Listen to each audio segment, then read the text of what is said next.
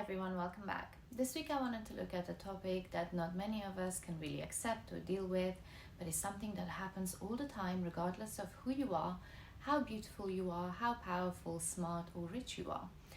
And that's when the person that you like doesn't want you. Because a lot of the times when we really like someone, we end up projecting our feelings onto them, and we sort of make ourselves believe that they feel the same way about us.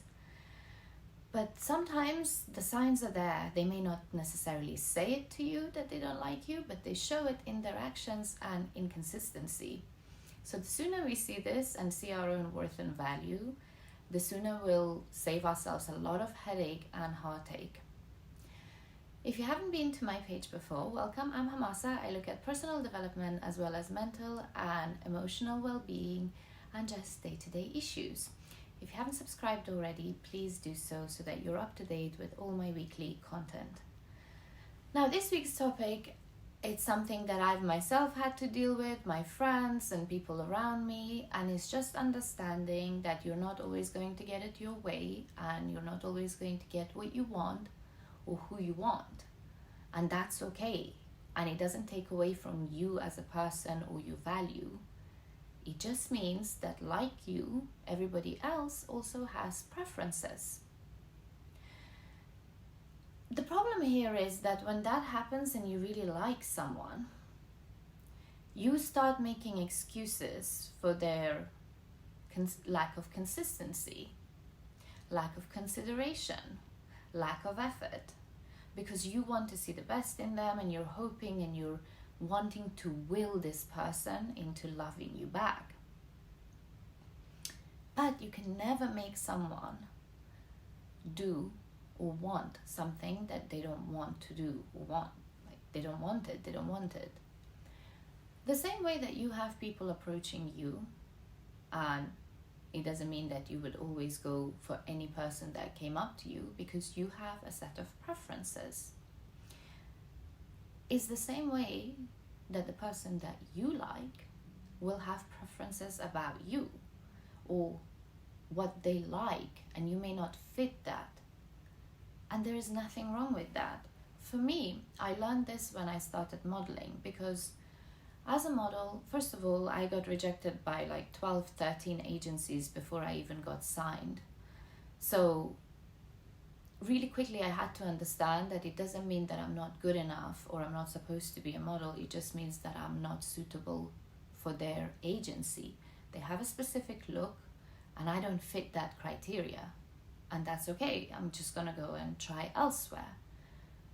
Because had I not seen the signs or just taken the no as a no and just lurked around the agency hoping that one of the bookers or scouts will see me and change their minds, where would that have gotten me in life, and where would I have been in my career?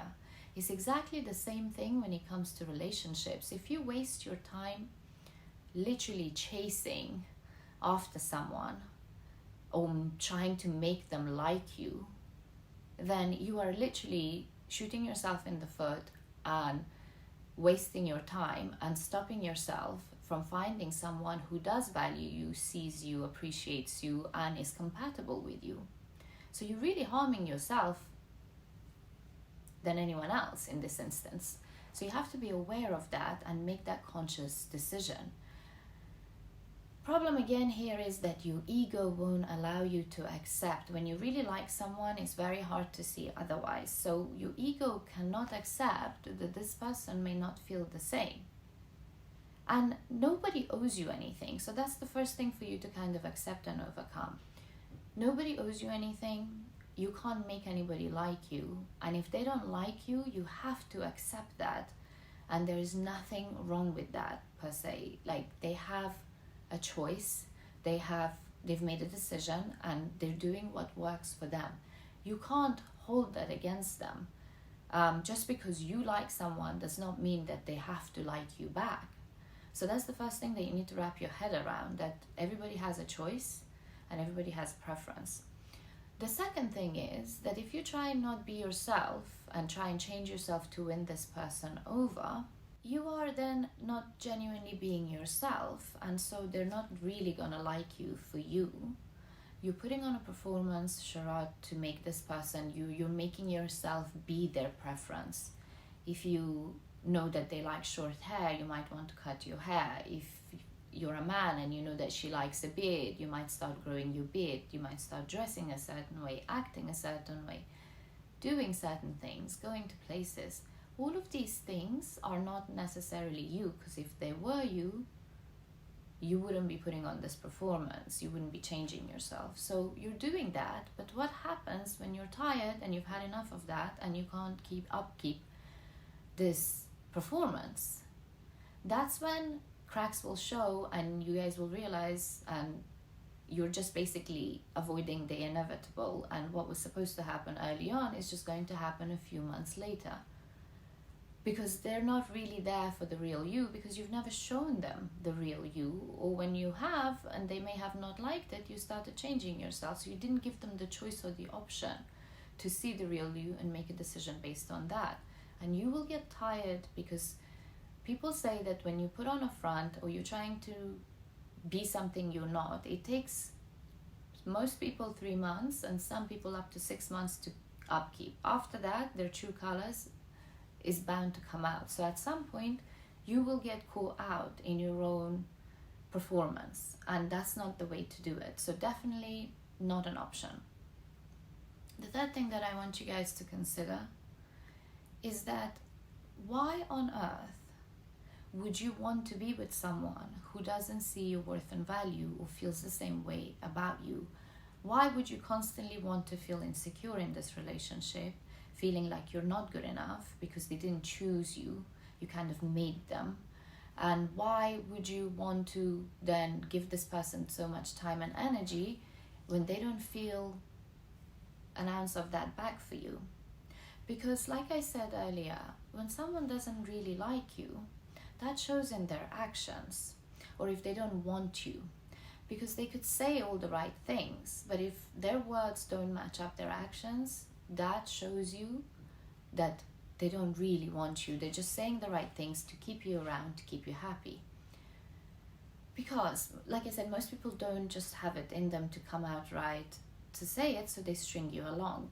They know that you like them, they keep you on the back bench, they keep you there for a rainy day as a backup plan, and they just kind of keep things sweet until it's convenient for them, or they're bored, or they have no one else to entertain, so they turn to you. But their actions shows that, because they're severely inconsistent, they don't really hold a conversation, they don't try and make an effort with you, but you have to allow your ego to just do its thing and put it to the side and see it for what it is, and accept that, okay, you know what, this person's really showing me that they're not that into me, so why am I making excuses for their actions? No one is that busy to pick up the phone.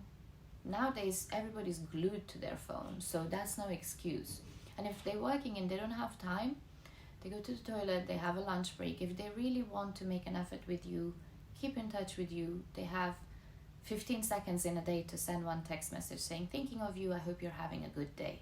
That's all it takes to show someone that you're making an effort. So seeing and accepting their actions for what they are is the most important thing in this situation when someone doesn't really want you.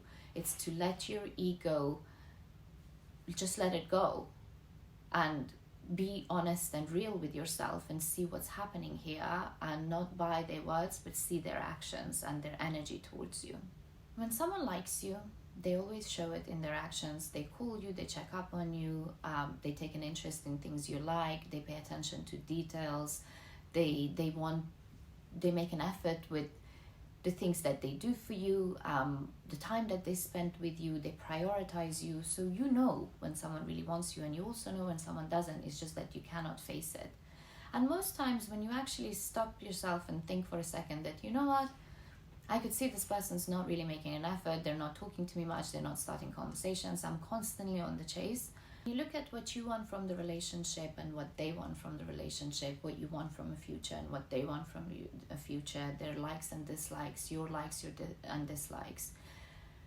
Most times you will see that you guys are not actually compatible. all want the same things or want the same kind of future. So there's not much that's really there of substance. It's a bit of your ego being bruised and you can't accept it. It's a little bit of you projecting how you feel and hoping that they feel the same way. And it's a number of things, but in reality, when you take a step back and see their actions for what they are and really think about the basis of your relationship or the dynamic of it, you will see that there is like 99% not much in common there. But you are just, this comes from a place of love addiction, love addiction and trauma bonding and codependency, that you are then seeking this person out, not because they bring anything to the table for you or could give you the life that you actually envision or want for yourself or the relationship you want, but because they don't want you and there's something about them that gives you a longing. Then that comes from a lot of unhealed wounds that you've bottled up, that you haven't dealt with, like I said, trauma bonding and things like that, that have happened in your past relationships. And because that kind of behavior is familiar to you, you just think this is what you really want and this is what makes you happy. So for that, you need to do some inner work and look inside and see what it is about this person that makes you want them so bad, even though they're showing you and treating you not in the way that they would want to be with you, and you're still not accepting that. And even though you know that you don't have much compatibility or a future together, you're still holding on to kind of dead weight, really. So you need to look at why that is and what it is that you're projecting or you haven't dealt with or healed. And so you're chasing this person thinking that they will make you happy and fulfill you and complete you, when that's not the case, because that could only come from you.